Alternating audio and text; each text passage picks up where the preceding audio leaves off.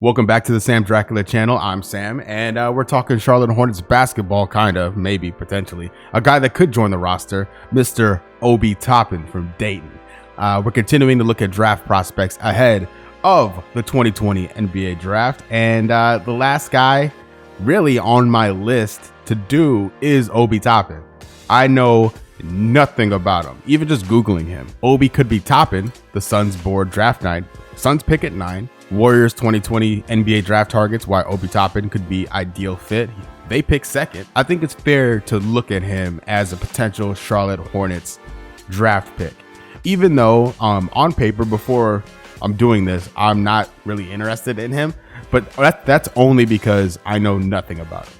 I just know his name and I know that he's linked places, but that is about it. So like with Denny and Killian Hayes, I'm going into this really blind and excited to see what we find out and where he stacks up against the other draft prospects. So let's read some scouting reports, watch some highlights, then we'll look at the current Hornets roster, see where he would fit in there, and then look at his Instagram to see what he has to offer off the court. I'm gonna give a number based off my reactions to each thing, average the numbers, get a final number, and then base that number or compare that number to the other prospects and where he fits in to my unqualified big board. So first off, scouting reports. Let's get it. NBA Draft.net has Obi as a 6'9", 220-pound power forward. Coming out of school as a sophomore, he has 9s for athleticism, size, NBA readiness, and intangibles. 8s with quickness, leadership, jump shot, potential, and 7s with defense, strength, rebounding, and post skills. 96 overall, 6th in their mock draft, and 3rd in their big board. Edwards had 1 year school. Wiseman played like 3 games. LaMelo went overseas. Denny's overseas. Killian's overseas. This is the first draft pick or prospect we're looking at that has a college resume beyond 1 season. So this is interesting. I'm really into this. So what I'm looking for, I don't really care about the numbers themselves, but I want to see them improving year over year. That's my main thing. Looking at his points per game from his freshman year to his sophomore year, +6 a game. Steals per game went up, blocks per game went up, assists went up. Okay, so here's the fun part. NBA comp. Kenyon Martin, Sean Marion. I like those guys. Those guys, it's not fair to say they're from my childhood, but I love those dudes as a kid. Has decent size for a power forward prospect at 6'9", a 7'2" wingspan, around 230 pounds. Shows very good run and jump athleticism, and above the rim highlight machine. Toppin is a consistent finisher at the rim and looks to finish with authority much more often than not, even through contact. His experience playing the 5 for Dayton gives him positional versatility, as he has the ability to operate on the low post, mid-range, and even step out to the three-point line and be effective, making him fit seamlessly as a 6'9" 4-man in the current NBA. That's a good sentence. I like that. Despite being older, shows potential to develop his offensive game further, having shown a great deal of improvement the past year.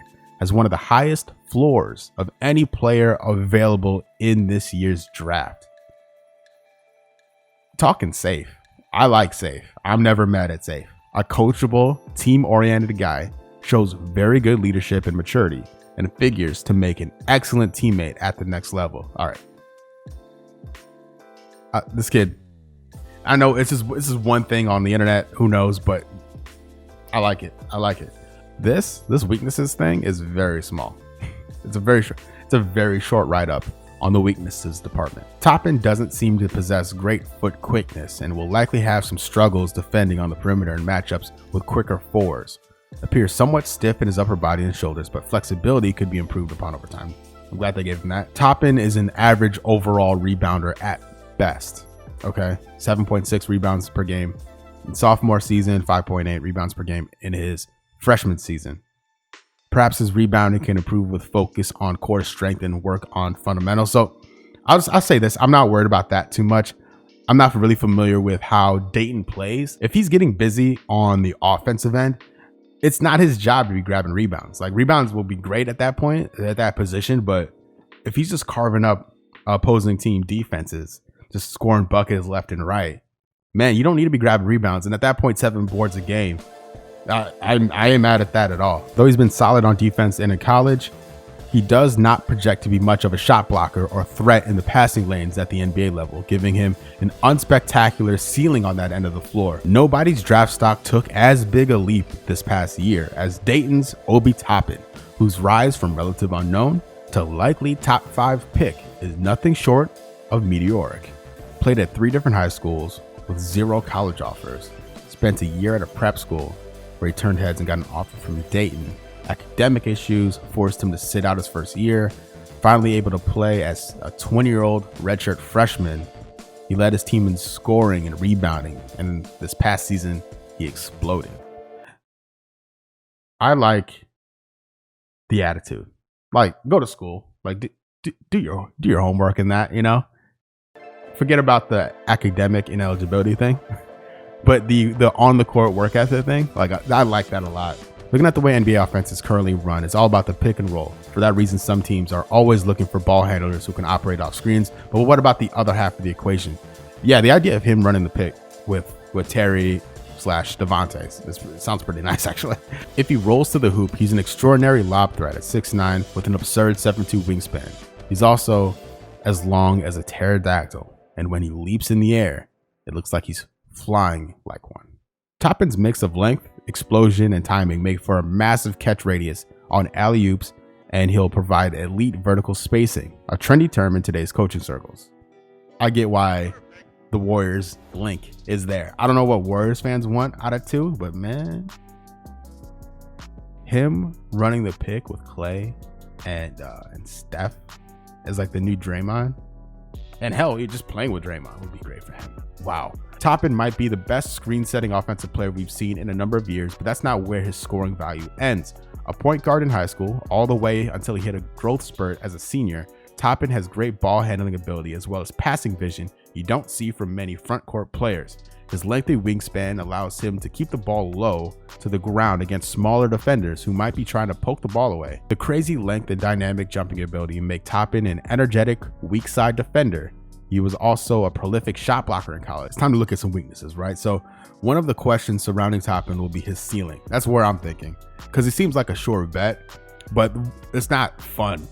You know, there will be a lot of questions of if he has another level to get to. For organizations that love safe picks, Toppin will be their guy. But if a team is looking to take a home run swing, he may not offer enough charm. All right, so Toppin shot 39% from 3 last season, which looks great, but it should be noted that he only took less than 3 attempts per game.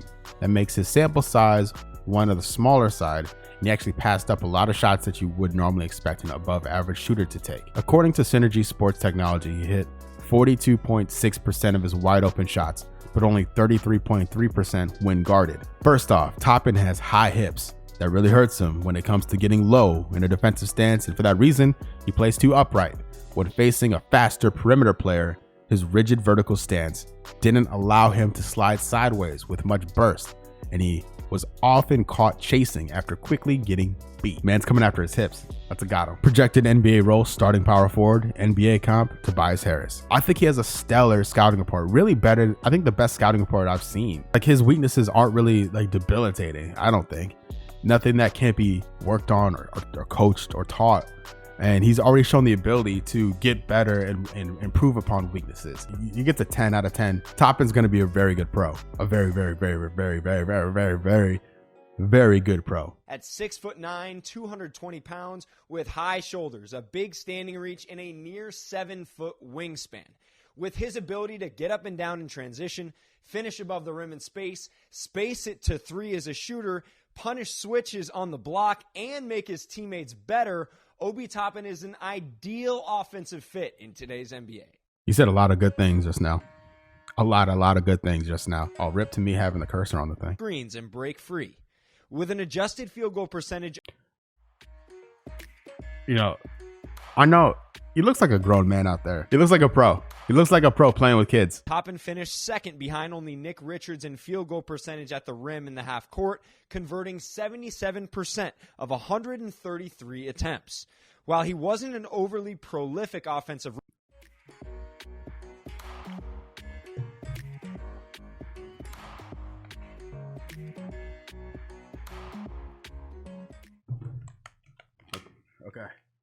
Okay, I had to take a break. Let's continue. He moves like he's in slow motion, to be fair. While not the most elusive ball handler, Toppin is comfortable attacking centers in either direction and isn't afraid to tap into that 2-foot bounce when he's run off the line. He also uses that mobility in dribble handoff situations, regularly faking the DHO and beating his man to the front of the rim. He unleashes. He's a career 70.6% free throw shooter, and his mechanics do get a little bit sloppy when he's heavily contested. If he's expected to come in and play on the perimeter full time, Toppin really needs to fine-tune his handle, on-the-move passing, and shooting to fit in today's game. Okay. Though everything you just said there, I buy into, but I'm not scared of. This kid is fire. He gets a 10 out of 10 from me after watching the highlights. Last draft, the Hornets drafted PJ Washington. And we got a lot of memes out of it. A lot of funny memes about Miles and PJ being the same guy. A lot of Spider-Man memes. You've seen them. You've been on the Reddit. If the Hornets draft Toppin, all those memes we saw last year are making a return. Initially, it seems like it's more of the same for the Hornets if they draft him 3rd overall. I'm on swarmandsting.com, and I saw this today. It was posted today, or yesterday, actually, as I'm recording this. And it's about Victor Oladipo. So if we're talking team fit currently, I don't like the Toppin selection when there are other positional needs the Hornets have. But if it means trading, as they have it here, who wrote this? Sorry, Joshua Matthews. As Joshua Matthews has here, if the Hornets trade Terry Rozier, Miles Bridges, and a 2nd rounder for Victor Oladipo, and our 5 is then Devontae, Oladipo, PJ, Toppin, and Cody Zeller, I like that. I think that is a better 5, obviously, because Oladipo's sick, but I like that a lot. That's a 10. That would get me a 10 out of 10 for team fit easy. If this trade happened before the draft and then the Hornets drafted Toppin 3rd overall, I would be here for that. I think the Hornets could make a run for the playoffs with that starting 5. The Hornets would have to and should tweak the roster to fit him in. And because of that, I'm giving him a 9 out of 10. That makes me feel bad for some reason. I don't know why I feel bad about it. We got Obi Toppin's Instagram page up. Let's see what he's putting out there. What can we learn about the guy? So, dog pic off the rip. Dog's name is Peach. Strong name for a dog. Rate that. A lot of basketball pictures. I guess him and his family. Obi to the Knicks. Bulls up. This is a stunt. I like this. We got some personality out of him. He has a dog. Or at least his girlfriend has a dog. I don't know. He went fishing once at least. Because I'm not sure if that's his dog or not, he's getting a 9 out of 10 from me. If we find out later that that is his dog, I'm happy to revise my score, and then he goes to number 1 on my big board, if that's the case. But for now, because it's unclear, Mr. Toppin gets a 9 out of 10 on the IG. 10s for scouting report and highlights, 9s for team fit, and his Insta, that's 38 altogether, divided by 4, that's 9.5. That puts him level with Wiseman and Edwards on my big board, tied at like number 1 spot. So that's crazy. I don't know how to feel about that. I think I still in my head have Edwards and Wiseman in my like top tier. And then right below that, Obi and Denny with LaMelo and Killian Hayes in that order in my head. But we'll see. We still have some time before the draft to figure some of the stuff out. But I think that's where my head's at after doing these thus far. Thank you so much for watching. I really appreciate it. New episode every Sunday at 10 a.m. Eastern time. Like there may be some prospects that could go 3rd overall that I haven't considered or haven't done a video on yet. So if I'm missing anybody, let me know. The next video you'll see will be a trade video of just looking at all these different possibilities. All right, we're going to break it down scenario by scenario. I have some ideas in my head already about how to do it. It's going to take some time. So if you have any ideas, hit me up. If not, I will see y'all next weekend, 10 a.m. Sunday. Subscribe if you like. If not, no big deal. No hard feelings. But thank you so much for watching, especially making it to this point in the video. I really appreciate it. Google Sheets document in the description if you want to check out the big board thus far. I think that's all my notes. I think. Yeah, has to be. Surely. If not, I'll just type something up in the description. or edit the video some form of fashion. Anyway, thank you. Goodbye. See you next week. Bye.